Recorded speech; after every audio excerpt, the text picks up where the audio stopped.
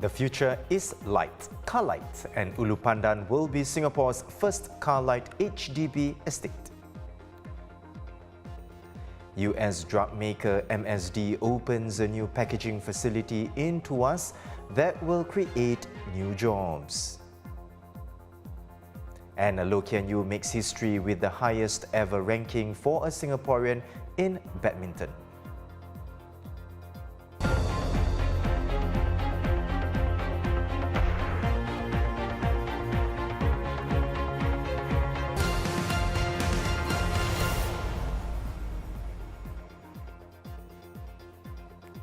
It's Wednesday, October 5th. This is The Big Story. I'm Haryanto Diman. Subscribe to the Straits Times channel so you will not miss an episode. Going CAR-LITE means more community spaces, more parks and greenery, and more paths for pedestrians and cyclists. And in the very near future, this vision will become reality for 6 more areas in Singapore, including for the first time 4 public housing estates: Ulu Pandan, Mount Pleasant, Tengah, and the Keppel Club site in the Greater Southern Waterfront will be gazetted as CAR-LITE in a push towards sustainability. 2 other areas, Hill and Tanjong Rhu, will also be gazetted. Now, these will come into effect from October 31st. Kimberly Zhao has more on plans for Ulu Pandan to be Singapore's first CAR-LITE HDB estate.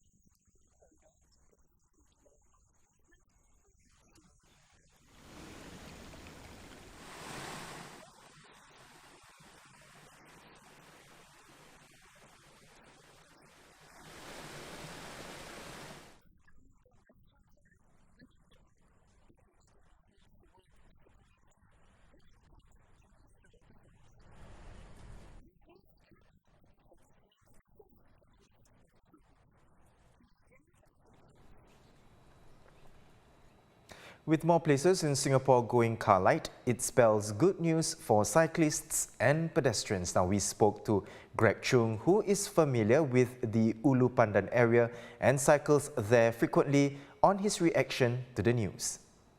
I'm very happy to know about the new up-and-coming CAR-LITE cities, 2 of which is near to where I live. And the path that I used to take, be it walking or cycling, will become safer and easier. I used to take and jog and cycle on the narrow pavement along Tengah town towards the Ulu Pandan PCN, where I normally will get to the Ghim Moh Market near Dover MRT station. So with the CAR-LITE design, I expect that the infrastructure will be much easier, better and safer for cyclists and joggers like us. Sometimes I drive to the Ghim Moh Market or towards the Jurong East, do some short errands, but I prefer to cycle since it is more enjoying and it's not that far away. However, today the route to these places isn't straightforward and the narrow pavement hasn't been safe sometimes, especially on rainy days. For the CAR-LITE design, I hope this will be made easier and safer for cyclists like us. I'm already thinking that, I don't need to drive to these places just to do short, errands or even to exercise safely and enjoyable.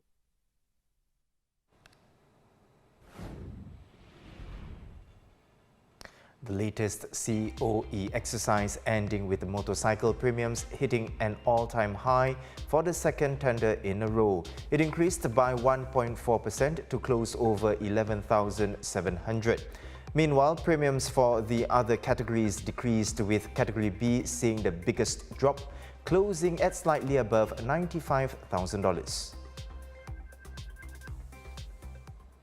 US pharmaceutical giant MSD today launched a new packaging facility and broke ground for a plant to manufacture new generation inhaler medicine in Singapore.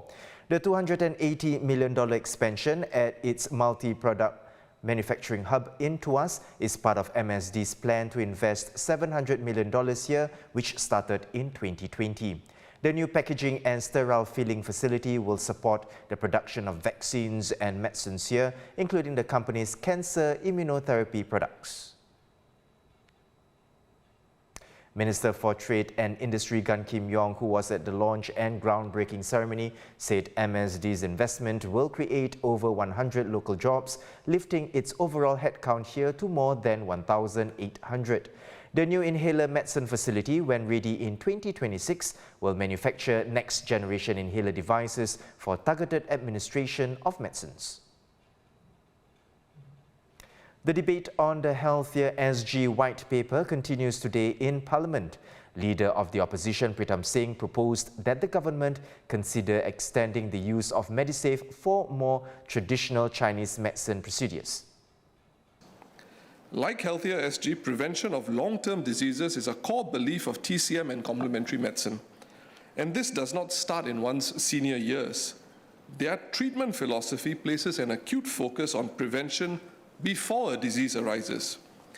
They advance the view that one's lifestyle is intimately related to health, which can be improved through effective mental health management, rest, a good diet, and interventions based on a person's specific physical conditions, amongst others. By watching such indicators, one is well on his or her way to good health, regardless which economic strata of society one belongs to. Health Minister Ong Ye Kung says that his ministry is working out how TCM can better complement Healthier SG. Now, in response to non-constituency MP Hazel Pua's suggestion of a sugar tax, he explained why it would not be feasible. We have been very reluctant to look into a tax like that. The principle is not wrong, that sin tax is a policy of this government. So when it's cigarettes, it's something that's harmful, we do tax it, right? Carbon, we tax it. We do tax sins. So question is, sugar causes diabetes, should we tax sugar? And a member, Ms. Hazel Pua, has suggested a sugar tax. I assume you extend it further, you can also tax salt, for example, or oil. We are reluctant to do this. First, it affects a lot of people. Yeah, sugar is commonly consumed by so many people, so you add costs. And also equity of the tax, there's equity involved because sugar is found in fruit juices, sugar cane, the pearls in bubble tea. So you start to make such comparison, it's not going to be so easy. Yeah.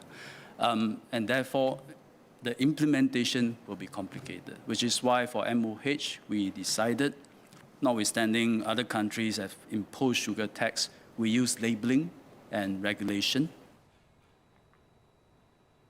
Addressing concerns that some GPs might be overcrowded, Mr. Ong said he supports Mr. Melvin Yong's suggestion that employers do not insist on workers producing medical certificates when they are sick. If we insist we want to see a GP, we queue up and see the family doctor in order to get an MC.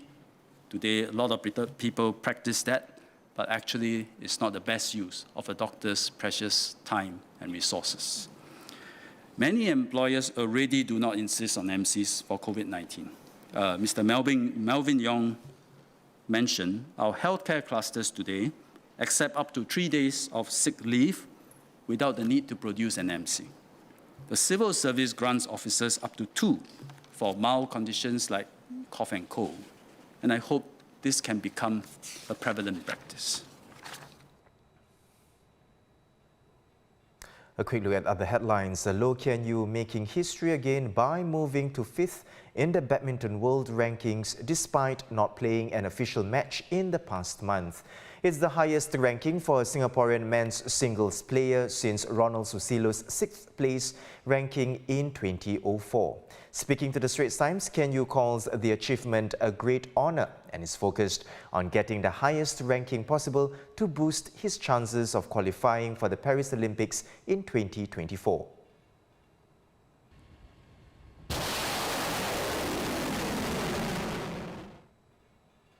South Korea and the US troops have fired missiles into the East Sea in response to North Korea test drills yesterday, which sent a missile soaring over Japan.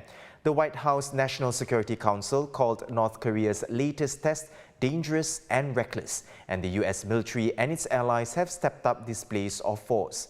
Meanwhile, the South Korean military called it a highly unusual move designed to show the allies' resolve to respond to any threats from North Korea.